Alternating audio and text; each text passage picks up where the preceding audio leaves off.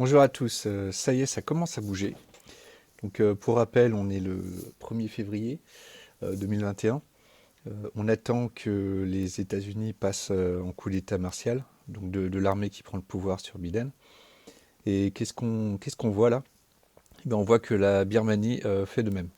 Donc la Birmanie, pour rappel, c'est cette présidente qui est arrivée en 2015, qui a volé les élections législatives par une fraude massive. Euh, Donc ensuite, elle a été, comme les Black Lives Matter aujourd'hui, elle a été nommée, puis elle a été lauréate du prix, des prix Nobel de la paix. Alors qu'en fait, qu'est-ce qu'elle a fait? Elle est arrivée, elle a massacré la minorité Rohingyas de son pays. Donc voilà, ces gens sont vraiment des horreurs. Donc ce coup d'État birman est intéressant pour voir qu'est-ce qui va se passer dans nos pays à nous. Il faut savoir que la Birmanie, elle est habituée aux dictatures. Donc là-bas, ils s'embêtent pas avec des fausses investitures, des trucs comme ça. Eux, ils y vont cash, quoi.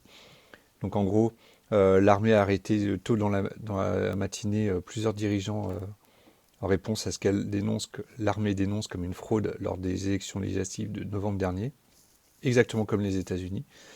Donc le pouvoir a été transféré au commandant en chef de l'armée. Donc ça sera la même chose aux États-Unis avec le général de toutes les armées, qui commande toutes les armées. Donc voilà, les lignes téléphoniques ont été coupées, la télévision publique a cessé de diffuser. Bon ben, ça rappelle le message d'urgence qui doit être diffusé aux États-Unis et puis partout dans le monde. On a aussi les mairies qui sont encadrées par les soldats, donc pour arrêter tout le monde, pour empêcher qu'il y ait des manifestations, pour empêcher les pillages, etc. Donc les téléphones de mobile sont soit arrêtés, soit limités parce que tout le monde veut téléphoner. Les connexions Internet, bah, elles chutent fortement, donc soit les réseaux sont coupés, soit tout le monde veut savoir et donc là, il y a une surcharge de la bande passante. C'est intéressant parce qu'en fait, ce qui s'est passé, c'est exactement ce qui s'est passé aux États-Unis. L'armée avait dit qu'elle prendrait le pouvoir. Ensuite, elle a fait semblant de faire machine arrière, tout comme Trump qui dit non, je resterai président. Puis, bon, ok, je pars à Mar-a-Lago, sans expliquer que la capitale des États-Unis est transférée à Mar-a-Lago. Et en gros, elle assure, blabla, elle respecterait et protégerait la Constitution. Ce qu'ils font, parce que en gros, celle qui a été destituée, c'est elle qui n'a pas respecté la destitution. C'est elle qui a triché. C'est elle qui a imposé à la commission électorale qui a rejeté les accusations de fraude électorale alors que ces accusations étaient prouvées. En gros, ils les rejettent sans les étudier, sans les faire passer par la justice. Donc à ce moment-là, ben, l'armée, qu'est-ce qu'elle fait? Elle ne peut qu'intervenir. Et c'est ce qui se passera exactement aux États-Unis. L'armée ne peut pas laisser une entité étrangère prendre le pouvoir de son pays sans rien faire. Donc voilà pourquoi Trump reviendra au pouvoir soit le 4 mars, soit mi-avril. Et d'ailleurs, c'est intéressant de voir qui est allié avec cette présidente déchue, ben, Joe Biden. Bon, il faut savoir que Joe Biden, c'est un acteur. Il est aux ordres de cul, il est avec Trump.